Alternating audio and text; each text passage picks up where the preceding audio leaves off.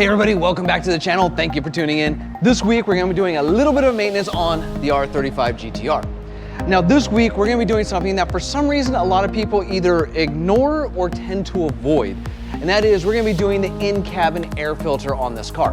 Now people tend to avoid doing this, and I'm not quite sure why, but I imagine it comes down to one of two things. Either one, it's an easy enough job that you don't wanna pay someone else to do it, that you wanna do yourself, but for some reason is just enough work to be annoying where you're like, I just really don't want to do that. Or people might not do it because like, well, yeah, I could spend 20, 30 bucks on an in-cabin air filter, or I can save that money and buy an actual air filter for the engine of the car, or any other various part that actually makes the car go faster and is a lot more fun, where the in-cabin air filter is really just kind of a boring thing to do. However, it is something that is nice to do if you're especially like me and you daily drive your car. The reason why is as the in-cabin air filter gets older, it's gonna absorb moisture, and when you turn on your heater or your air conditioner, it's gonna kind of give you kind of a musty kind of old smell. So if you want your car to continue to smell good, this is a great thing to do at least once a year. However, before I dig into this project, two things I want to talk about.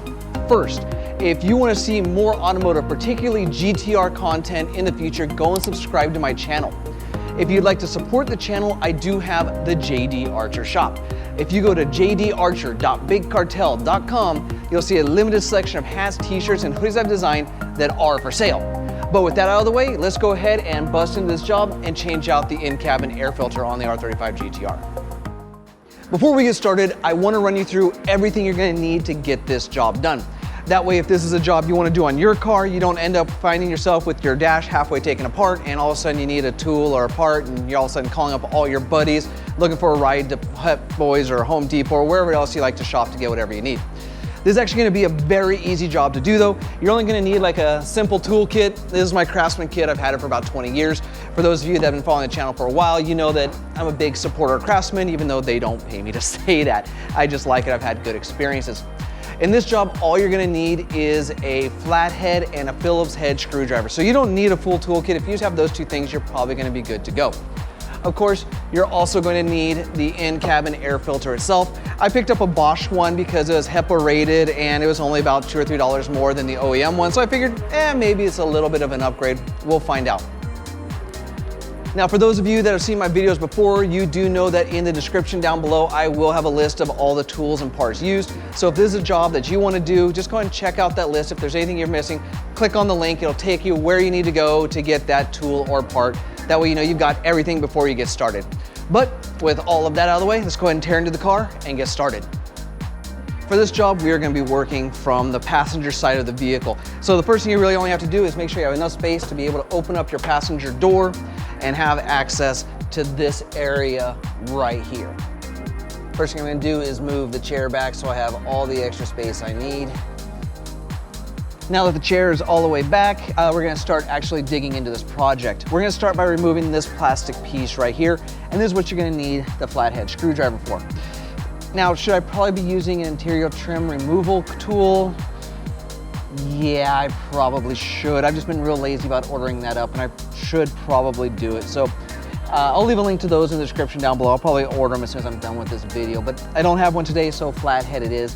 So I'm gonna just be more careful. So basically what you're just gonna do, this is all just held on with poppers. There's a nice gap actually just right here where you can just work yourself right on in. You wanna just kind of try and pop this sucker loose. There we go. So it looks like it's easier to start up here. There we go. So you can see that came off real easy. There's only 2 clips holding it. Wow, looks like there should be, oh, that's kind of cool.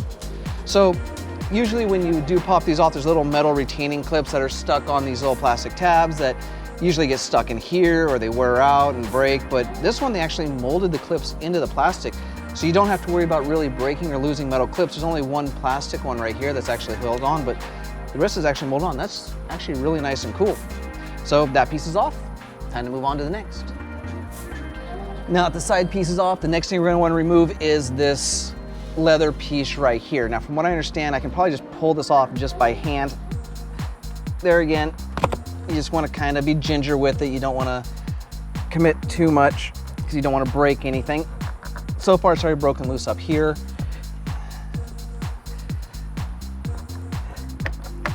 See what happens if I open up the glove box. Oh, there we go. That's a lot easier. If you open up the glove box, you can actually grab a grip down here. Come on.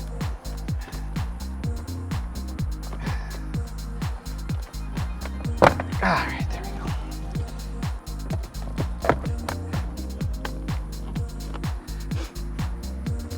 I don't know about you, but for some reason for me, it's always a little nerve-wracking taking these things off because you're always worried you're gonna break something. You know, looking at this, I do have all my clips right here. It looks like I am missing some right here, which leads me to believe that this has been off before. And it looks like my neighbor just showed up, so I gotta close my door. Now that we got the dash piece out of the way here, the leather wrapped one, we're gonna go ahead and take out the glove box now. As I said in my previous take, my person who parks next to me came home, which means I don't have as much space. But you know, that's just the curse of apartment living. The next step is also another one that tends to be a little bit of a sketchy one because once again, I hate breaking tabs, and that is taking out the glove box. All you want to do is just kind of grab and pull straight back towards you, and it should come right out just like that. There we go. Now, this is also something to be expected as well. There's a wire right here that is holding the glove box.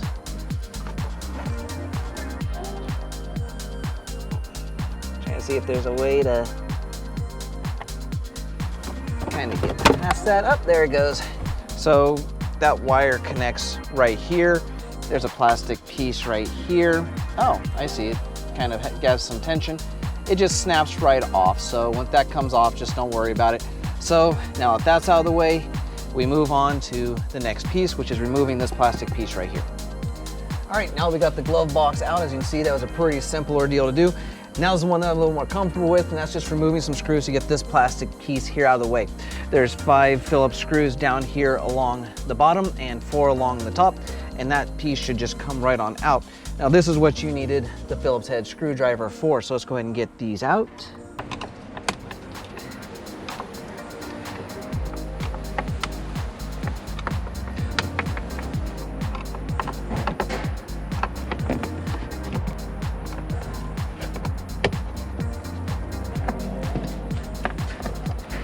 All right, this plastic piece should, in theory, come out. Apparently I missed some. Oh, I think I'm seeing one right up there in the middle. So 5 down here, 4 up here, and it looks like 1 in the dead center, hidden in the shadows.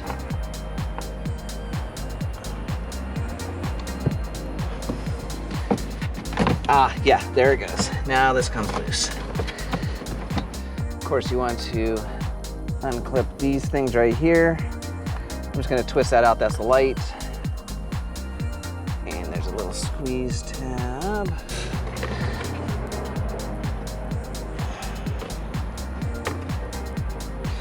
All right, well, that plug is the most odd shaped plug I've ever seen. And because this plastic piece is so big, it's hard for me to get a look at it to figure out how exactly it's supposed to come out, because where it looks like you should squeeze doesn't squeeze at all. Fortunately, that is not required to actually get to the actual filter, so I'm not going to bother with it. I'm just going to let it hang right there. So to get to the actual filter, there's this door right here, and it's super simple. All you got to do is just grab right here at the tab. It's going to be a little closer for you. So here's what you're looking at right here, this big white door. There's the tab right here. You just pull and it just comes right out, and there is the filter right here that we are getting at. As you can see, it already looks really, really dirty. So let's go ahead and pull that right on out. Ooh. Ooh, yeah, that is a dirty sucker. So we will go ahead and compare that to the new one. Okay, so here is the original air filter. As you can see, that sucker is pretty darn black. Now, when I pulled it out of the car, you got Nissan printed here with all the numbers that were facing like the way they're supposed to if you want to read them. So we'll see what the other filters, see if it's directional. So here is the new filter.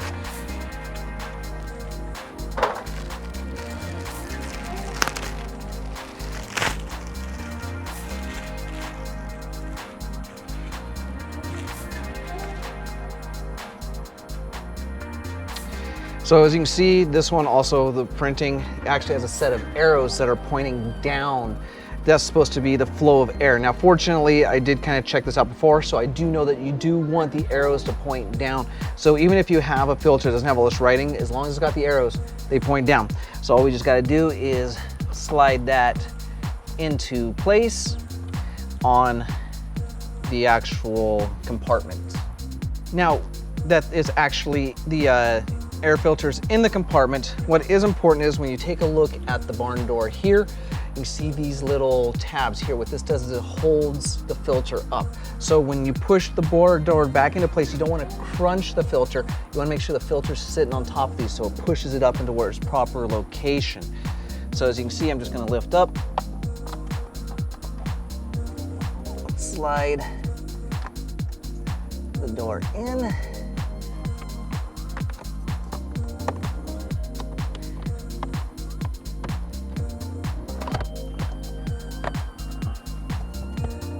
And there it is. You can see that everything is now back together. I just need to put the car back together. If you look real closely actually at this plastic piece here, it's see-through enough that you can see that there's a gap down here and the filter is sitting up here. So let's go ahead and put everything back together and see how the AC does. So the first thing we're gonna do is put this light back in. All right, there we go.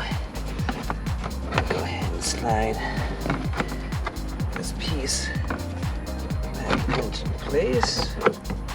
And we will start by putting these screws back in.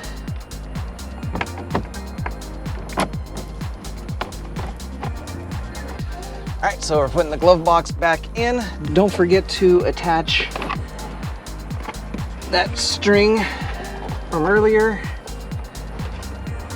This string is very short, which makes it super freaking annoying. All right, there we go.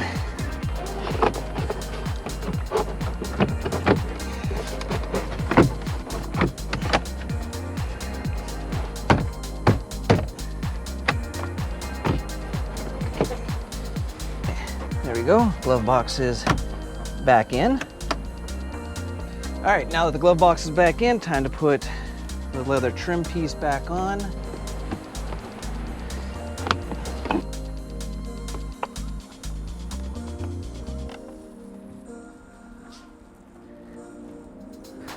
There's obviously some clips that are not lining up.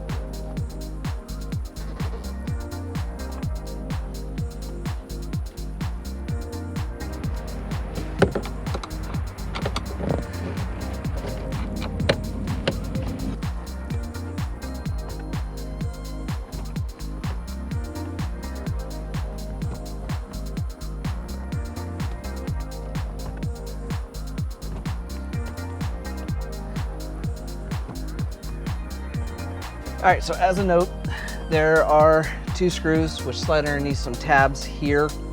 So you want to put this on before you put on either the plastic piece or the glove box, or just withhold putting these final 4 screws in and put them in after you've put the leather trim on. All right, so that's all back together.